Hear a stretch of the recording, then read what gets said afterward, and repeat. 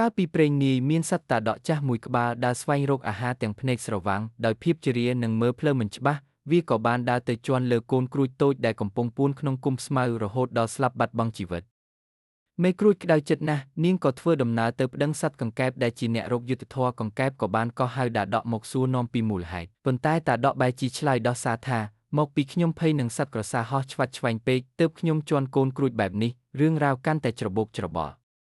ក្រសាឆ្លើយថាខ្លួនហោះព្រោះភ័យនឹងត្រីក្រាញ់លើកពាត់សេមាត្រីក្រាញ់ថាខ្លួនភ័យនឹងក្អែកវីស្គរក្អែកថាខ្លួនភ័យនឹងតុកកែដែលដេញមករកហើយចុងក្រោយតុកកែឆ្លើយថា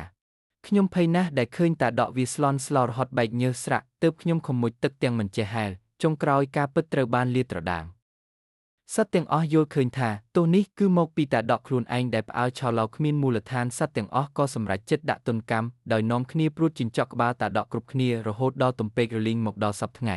មេរៀននេះបង្រៀនយើងថាការទទួលខុសត្រូវលើទង្វើខ្លួនឯងទោះបីជាតាដកព្យាយាមដោះសារនិងទម្លាក់កំហុសទៅលើអ្នកដទៃដូចជាសត្វក្រសាត្រីក្រាញ់និងក្អែកក៏ដោយក៏ចុងក្រោយការពិតនៅតែបង្ហាញថាដើមហេតុពិតប្រាកដគឺកើតចេញពីការមិនប្រុងប្រយ័ត្នរបស់ខ្លួនឯង